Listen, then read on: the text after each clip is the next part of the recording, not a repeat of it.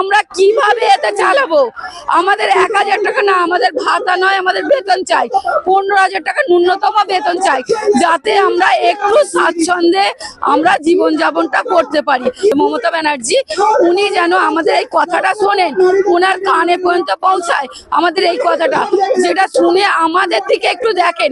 আশারাও মানুষ, আশারা কোনো আকাশ থেকে পড়েনি। উনি একটা গ্রাম অঞ্চল থেকে যে মহিলাদের নিয়েছিলেন, সেই হচ্ছে আশা। তাদের প্রশিক্ষণ দিয়ে এখানে দাঁড় করেছে। আজকে উনি বলছেন আমার প্রজেক্ট নয়, কেন্দ্রের প্রজেক্ট। তাহলে কেন্দ্রের প্রজেক্ট, আমরা তো দীর্ঘদিন রাজ্যে কাজ করছি, রাজ্য আমাদের সব দিচ্ছে। রাজ্য বেকার ভাতাদের জন্য 1,500 টাকা বাড়িয়ে দিল বেকার যুবকদের জন্য। আশারা 24 ঘন্টা কাজ করছে, সেখানে মাত্র 1,000 টাকা দিল। এটা কি ওনার মানবিকতা? এটা কি ওনার সাজলো যে 24 ঘন্টা কাজ করে তাকে মাত্র 1,000 টাকা দেওয়া যায়? আমরা তো ন্যূনতম 15,000 টাকা দাবি করেছি। আমাদের কাছে এই দাবির কি ওনার কোনো মূল্য নেই?